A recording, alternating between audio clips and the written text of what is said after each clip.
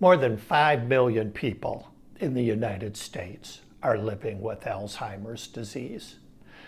Michele Papka has spent almost 25 years dealing with people who have Alzheimer's or mild cognitive impairment, and there's a statistic that bothers her every bit as much. It's the number of people who have Alzheimer's and don't know it, either because they're afraid to find out or because their doctor is keeping it from them. Papka told me less than half of people with Alzheimer's disease are ever told of their diagnosis. It's a scary statistic. The bottom line is the majority of people are either not coming for medical attention, or the ones who are seeking medical attention aren't being told of their diagnosis. So today, my topic is denial and diagnosis, because knowing is better than not knowing.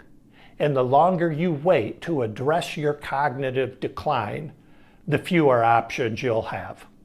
Hello, my name is Tony Deering. I write an award-winning column on brain health for NJ.com in the Star Ledger, and I operate GoCogno.com, a website devoted to the needs and concerns of people with mild cognitive impairment. My column this week is based on an interview with Michele Papka, the founder and director of the Cognitive and Research Center of New Jersey. When people are concerned they may have a cognitive problem, she's the one they go to for diagnosis and help putting together a treatment plan, getting all the right specialists involved in dealing with the emotional, psychological, and support they need. Papka talked a lot to me about the importance of early diagnosis and how many people aren't getting that. In many cases, because their doctors aren't telling them. A 2015 report by the Alzheimer's Association found that only 45% of Alzheimer's patients or their family are being told of the diagnosis. Doctors may feel that there's nothing they can do about it, and telling the patient will only stigmatize them.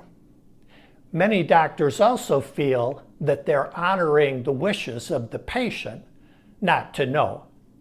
But Papka was very clear about this. When patients are surveyed, they say they want to know. My site is devoted to people with mild cognitive impairment, so if you're watching this video, you probably have a diagnosis.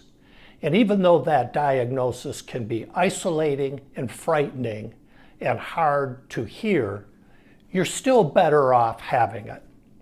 Papka says there are many reasons why, but here are 3 big ones.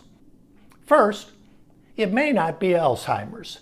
In fact, only about 50% of people diagnosed with MCI turn out to have Alzheimer's.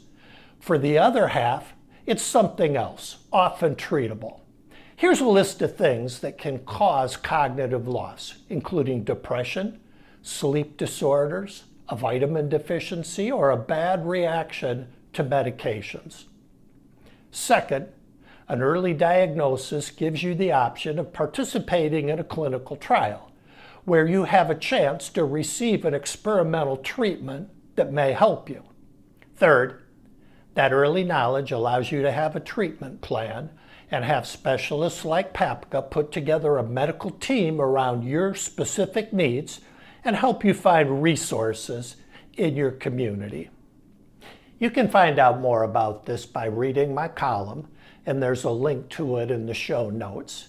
And I also invite you to come to my website, GoCogno.com, where you'll find much more in the way of information and resources for people with mild cognitive impairment. Thanks for joining me today, and I hope to see you again next week. Until then, as always, be kind to your mind.